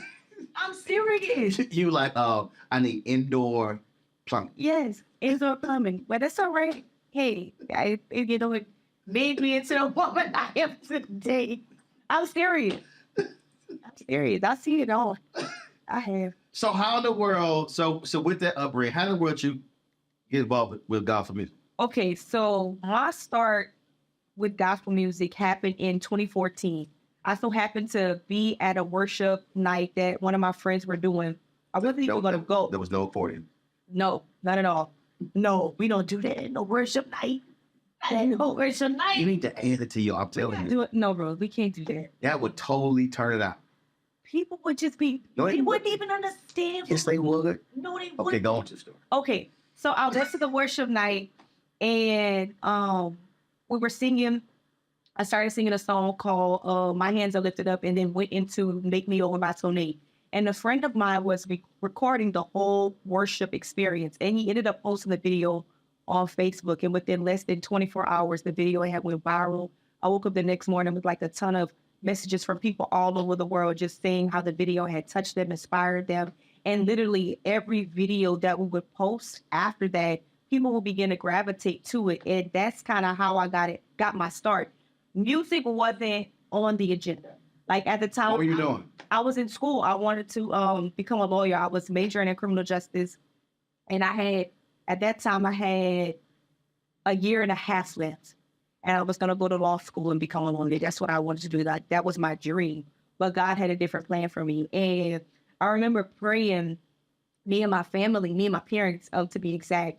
And I remember asking God, like, if this is what you want me to do, then you have to make the path for me. Mm-hmm. And literally after that prayer, he began to literally set everything up for me. So I knew that it was God's plan. And I knew that his hand was over my life.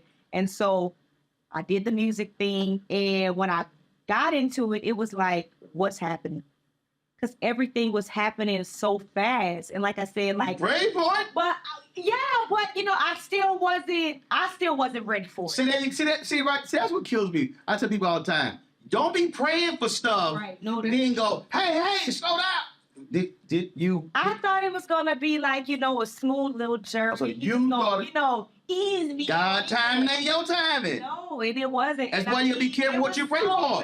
It was so fast, and I felt like at the time I didn't have the stamina for it because it was just happening so fast. It was a new territory, unfamiliar territory. I mean, singing in church, and doing it because, you're a pastor's child, you're doing it because there's a need in the church, that's different. But to travel all over the world, going to different churches and leading people into work, that, baby, was the beast. Baby. Was a beast. And I'm telling you, like, I literally had to, within my career span, I had to take a break and kind of reevaluate what it was that I wanted to do, what it was that I wanted, to present to the body of Christ. Because when I got in the industry, it was everybody else leading me where they thought that I should go, But I had no sense of direction. I had no sound of what I wanted people to get from me as an artist. And so I took time. I took like a year or two to kind of figure out what I wanted to bring, what I wanted, you know, my music to sound like. And finally, I can say I finally figured out what I want to do. So what is that lane? What do you think? Because there are in gospel there are different styles and different genres in gospel. Right. So for me, I'm more of a neo soul R&B. Don't get mad at me, R&B type of girl. Like So you the Erykah Badu gospel? I wouldn't say Erykah Badu. No. You Jill Scott of gospel? No, I wouldn't say Jill Scott. Like you the Grenika of gospel? No, I'm more so like what's the word I want to say? So I grew up. My family, my dad, kudos to him. He listened to a lot of like old school. Right. So I grew up like listening to the Gap Band, listening to Maze featuring Frankie Beverly, listening to Curtis Mayfield. So I grew up, you know, with all of those sounds. So I'm more of a soul singer. Right. Like my favorite artist is Sam Cooke.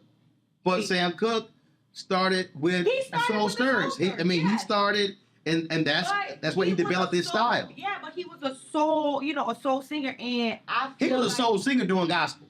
He really was. So everybody was even when you listen to even if you listen to his stuff, especially at Live at the Harvard Square Club in Miami. That's my favorite. Oh my God, that is my favorite. That's considered one of the greatest live albums in history. I have it on vinyl. Oh, you know, it was crazy. It wasn't released for almost 30 years after it got recorded because they said it sounded too black. But that's what he did. Oh, I know. Oh my God, like he was just like. Oh no, I was mesmerized listening to. Oh yes. It's something else. Feel it? Yes, it's a time. Like I was the women, like screaming. Really, I'm telling you, I was. But if you read the book Dream Boogie on Sam Cooke, those women were screaming like that when they were doing gospel. Yes. Okay, I did watch. Let me tell you something. First of all, that whole quartet line, baby, that's some stories. Yeah, it's a whole lot of stories. A lot of stories. I thought it'd be some good quartet. Like my grandparents, like they love quartet music. My grandma be like, I can't get with your stuff.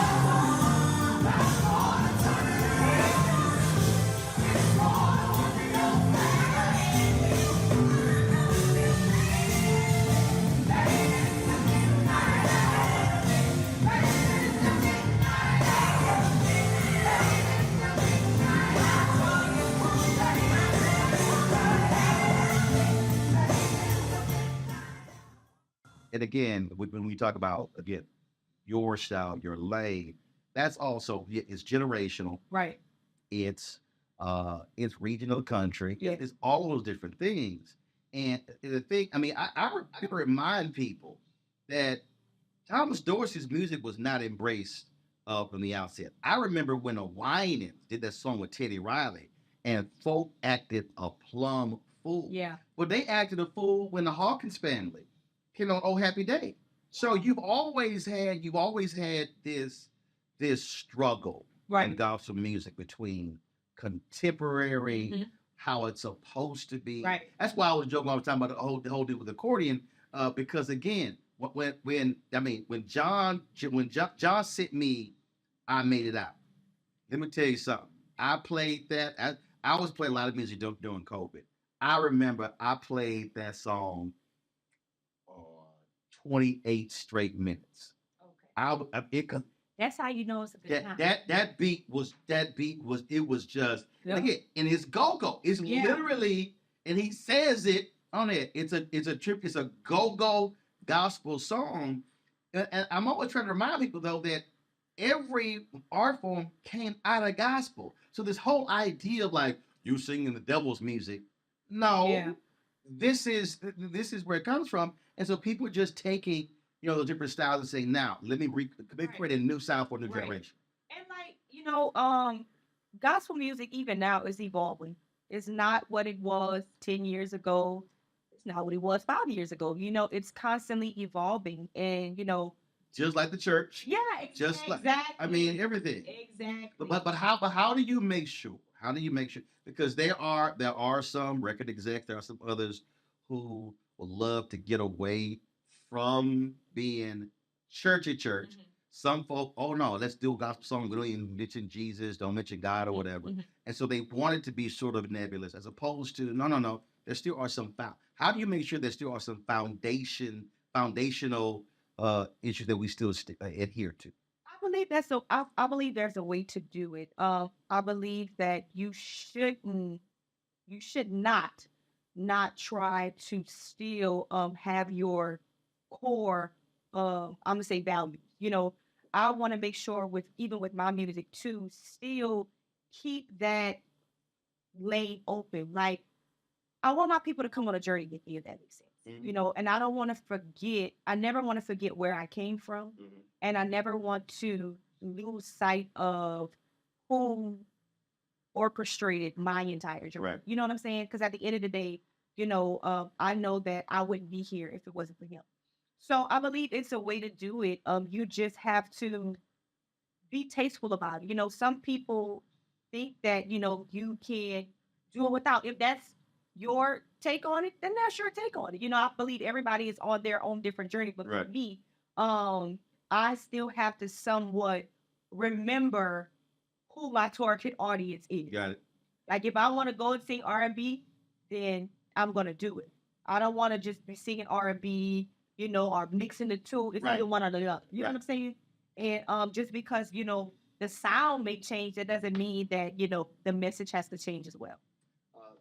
This is 17 years of this tour, and you had so many different artists that have come through here. Your truly traditional folks. When you look at this lineup, this year is really about embracing this new sound of gospel.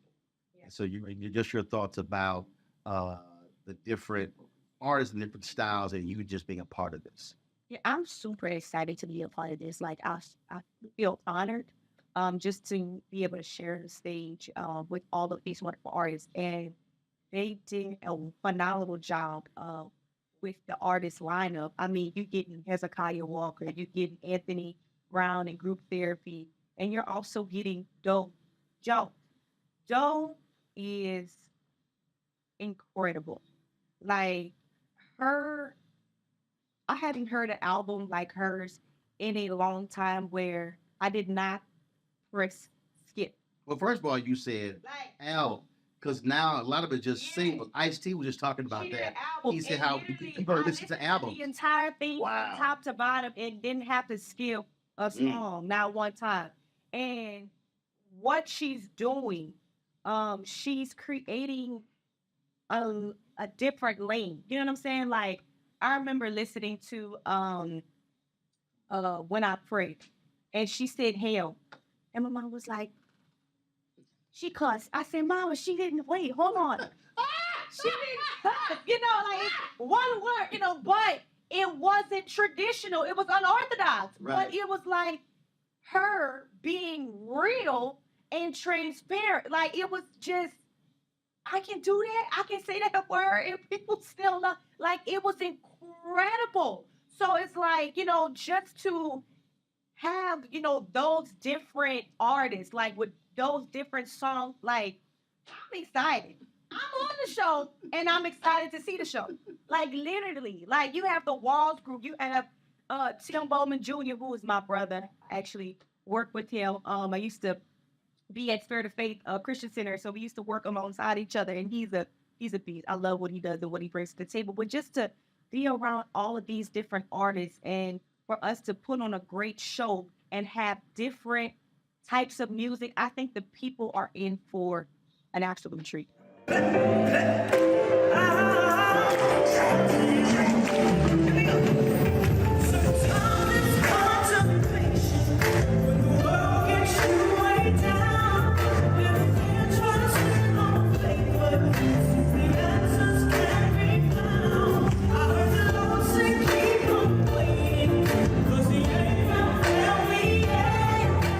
hitting 6 different cities. And you have when you think about the gospel tradition of these cities. So then you talk about starting in Chicago, then Detroit, but then you have Philly, then you have Atlanta, Dallas, Jackson, Mississippi, Dallas. And the thing that again, look, I travel all around this country, and that's also even with that, there are different flavors and styles in terms of what people like in those cities. Which is also, I think, interesting and unique. Yeah, I'm excited. I think now Chicago people don't be mad at me. I think Chicago is gonna be our. Chicago is a tough crowd. Why? Them people, they just, I don't know what it is about. I love Chicago. Okay, I'm gonna tell you what it is. But they tough. I'm gonna tell you what it is. Okay, what it is? So first of all, I lived in 6 years. Okay. This was actually my church. With the House of Hope Taylor Baptist Church. I was a member of this church. Okay. And Chicago folk country. Well, they want to act like they're from the city. Okay. I'm from Chicago. Where you people from? Where they people from? Arkansas, Mississippi, Alabama. They all. It was the Great Migration. Yeah. That's all it was. But they want to act like they want to be people. Chicago folk want to be brand new. Oh no. We from Chicago. I look. You country. This the see. I was about to cuss. See, but I know that. But the Chicago folk will make you cuss because they sit here and try to act like they just so. Remember I said city and country. Okay, yeah. They always like we Chicago. We Chicago. Then I go. You ain't from here. Yeah. Oh no. I was born here. And plus, anytime you meet a Chicago Negro, they gonna give you their whole address. They're not going. I'm trying to. Antoine, where you from? No. See, normally when you meet somebody from Chicago, they gonna give you. Hey, why you don't like that though? They go. Y'all make it hard for us. Yeah, they right. They gonna give you the cross street. Oh no, I'm from Stony in 87. And they just be sitting there looking like, impress me if you can. Well, when I came here. Hey, now, but if you from Chicago, they give you. Oh yeah. Oh yeah. Well, so when I came here, I came to run Chicago Defender. Okay. So historic black newspaper, and they were all, who he think he is coming from Texas? Oh no, they would no, these fools were protesting me. No. And I was like, who you think you are? I said, well, first of all, the paper had been broke for 20 years. Okay. And made a profit. I said, so clearly y'all know what y'all could do. Okay. So y'all had to go outside of Chicago to find somebody to come fix this dog. That whole part. I'm like, so what you got to say? So yeah, no, I got in some folk faces. I got in some folk faces. And I said a few non-Jesus things. But I blessed them. Okay. They got blessed. They got blessed. They got blessed. For 6 years? Multiple times, yes. But I had to let them know. So yeah, they same thing. They want to try you. You like, yeah. Like, why y'all doing that? You like, really? Like, really? You think you will try me? I get, and I'm from Texas. Like, don't try me. Don't try me. Yeah, I'm from the South. I ain't the one. We get down. I ain't the one. Okay. I had to let them know. So yeah, they get real extra like yes, that. I think Chicago gonna be, that's our first stop. This they gonna break us in. They gonna really break us in. We gonna get ready. We gonna get prime up in Chicago. And Don Lawrence is the Bishop. Let me tell you something. Donald Lawrence is incredible. Like, just what he's doing with the music aspect of it, like, it's incredible. Like, just the rehearsal were just like top tier. Like, he's incredible, and I'm just happy that I was able to work with him. I mean, he on a whole nother. I mean, it's Donald Lawrence. I drive Donald crazy all the time because I jam Back to Eden all the time. I literally listen to it probably about 15 times flying here. As a matter of fact, the last time we did this here, they were rehearsing. Okay. And I'm real black. I'm real black. They, Monica, they call me the voice of Black America. Okay. So if it's a black event, I pretty much can walk into the room. So I walked to the rehearsal like, yo, I need to hear Back to Eden. And they all turned around down like, oh, that's Roland. Did he play it for you? Huh? Did they he like, we'll get that in a minute. I was like, no, I need to hear Back to Eden. I ain't trying to hear everything else. I ain't want to hear no scenes. I need to hear Back to Eden. Let me hear my song. My favorite Donald Lawrence song is "Encourage Yourself." Okay. That's one of my favorites. If somebody out there said, I mean, I ain't never heard this Bri Babineaux woman. What song should they listen to? If they said they never, okay, two. One song is "Make Me Over." For some reason, I cannot get that song cut off my resume. But "Make Me Over" and the other song is my everything. If you say any two of those songs, people would know. Make Over My Everything. Yes. See, it's something like that. It's like, look, Tamla Mann said, look, she said for the rest of her life, she gonna have to sing that song. It's gonna be singing "Take And she gonna get cussed. She gonna see, she like, hey, they ain't cussing me out if I don't sing that song. Because church folk will, they'll bless you.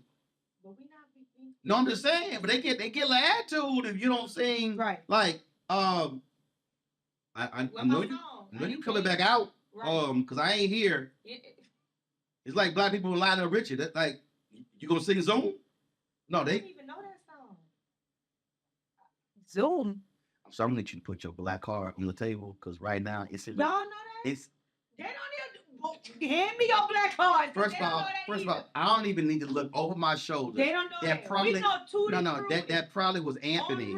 That probably was Anthony. Look, he didn't know who Jeffrey Osborne was. He never saw the movie Glory. I even know who that is. He Who is Jeffrey Osborne? Is that one of the Osborne people? Great. Who is that? I don't know who that is. Your black card right now. He black?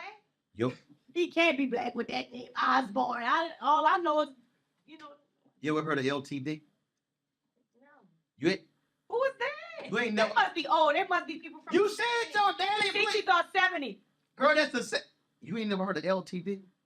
That's a You sing a band? You ain't never. Don't know LTD? You ain't never. He said now. There gotta be some old. On the Wings of Love, Love Ballad, Stranger. You ain't never. I'm sorry, I don't know what that is. It must not be top tier. It can't be top tier because there's no way. They don't even know who that is. Who is They've been in LTD? prison. They've Is been in that prison. initials They've or been in. something? They've been in prison. Every time and I don't know. You gonna make me call? Who is that? That's a group. It was a band. I don't know who that is. It LTD. Like Kiki Bumper said something to that man. I don't know who that is. Yeah. Who is it? I'm about to say Larry. Who is that? I don't know those people. And they were musicians? They one of the greatest groups. Jeffrey Osborne became the drummer, Osborne. the lead singer, and Jeffrey is one of the premier. But you. And he black. He like mixed. He black. He's black. I wouldn't know him. And he was from the 70s. And he's still. But he was from the 70s. That's what. No, he's from the 70s, the 80s. You said your daddy listened to all that stuff. We listen to like Tyrone, David. Yeah, like we not. What? Tyrone Davis, Bobby Rush. Yeah. What? Bobby Bland. You know what? Bobby Blue Bland. Yeah, BB King. But you said the Gap Band. Yeah. All that. He was in like what? In that same era. He wasn't top tier then. Yes, he couldn't have been top tier because I would know. Y'all know? Hey, let me ask you, who know? Raise your hand. Okay, who know? Who knew before Roland said something? Y'all did? Y'all really black then. Let me see. There must be a men group. But how old you at? They must be a men group. How old y'all? How old are y'all? 44? Your parents was older then. So they, I had young parents. My daddy older, but, baby, he went to jail for a little while, But, he was in jail, he went to jail twice. So Look at Jeffrey Osborne. I didn't know about that until, he got it out of jail, got out. By that time, I'm grown, My mom and them was in church. My grandparents was in church. We listened to church music. So, hey, LTD, Larry, Tom, and Dick, I really don't know. I'm going to go learn them, though. I'm going to go find out. And what they song? And the lead singer was Jeffrey Osborne. Great. Yo. That was the lead singer? Yes. All right. I'm gonna go find out. If And you somebody ain't- else on this And I song, said if Zoom. somebody else on this song, You heard the Commodores? yes. They did Zoom. That's literally one of their black people. When you said Zoom for somebody else, No, you said Lionel Zoom Richie. for Rich, yeah. You can't have two people with the same song. Lionel Richie was the lead singer of Commodore. Lionel Richie. Why I'm thinking about Little Richie. That's it. I was thinking about the whole time. I was thinking about Little Richie. Oh, Little Richie. Okay, yeah. Okay, my bad. You back? I still don't know who them people is, though. Still don't know Jeffrey. I still don't know. So you get some homework. First of all, you gonna go listen to Zoom. I already don't listen to Lionel Richie like that. We listen. What's that song, y'all? All night long. Oh, that song. Listen, black people. Okay. Demand Zoom. I know enough black people. Okay, you gonna take my car because your car. Yes, your car is in review status right now. The committee is meeting Friday. Ask somebody else when you interview them if they know who that is. I'm gonna ask everybody. See this down. I know for a fact. I know a few of them. I'm gonna ask everybody. Have they heard Zoom from the Commodores? I'm gonna ask them. Do they know Jeffrey Osborne and or LTD? And let me know. I guarantee you. Need to tell me who knew it and who did, and they best not lie because if they know it, they need to sing it. I'm gonna make them sing it on the spot if they know it. That's how they know it. They're gonna really know it. Oh, I got it. And then a song from LTD. If they know it, they should be able to sing it. But I guarantee you, and no older people, because they may already know it. Hold on. See right here. See, now you trying to tell me who I can and can't ask. Because they know it. You I'm sure they probably know it. You said ask everybody. No, not them two. They probably know it. Probably know it. No, I can't ask them. No, but everybody knows she can ask. Okay. I know for a fact, quote me, Tim Bowman Jr. ain't gonna know who this is. Timmy ain't gonna know. Okay, hold up. Okay, so who else you say not gonna know? You can ask don't may know, but I'll be surprised if don't know. Okay. I know Tim ain't gonna know. Okay, the Walls. They may know, Daryl may know. But ask them. You can't ask Heads because Heads is older. He gonna know. And Anthony is a music head. He's gonna know too. But everybody else, you can ask. Okay. Paris, you. Okay. I'm gonna ask everybody. And Zoom was a popular song. Hey, y'all in the back that knew who Zoom was and knew LTD. That was real popular, like one of the hits. Hear it, let her know. Like hits. I'm not a Commodore girl though. And this will hit all the time. Don't add that in there. Don't throw that in there all the time. I'm not a Commodore girl. I'm gonna find out who that is, Jeffrey, all of these people.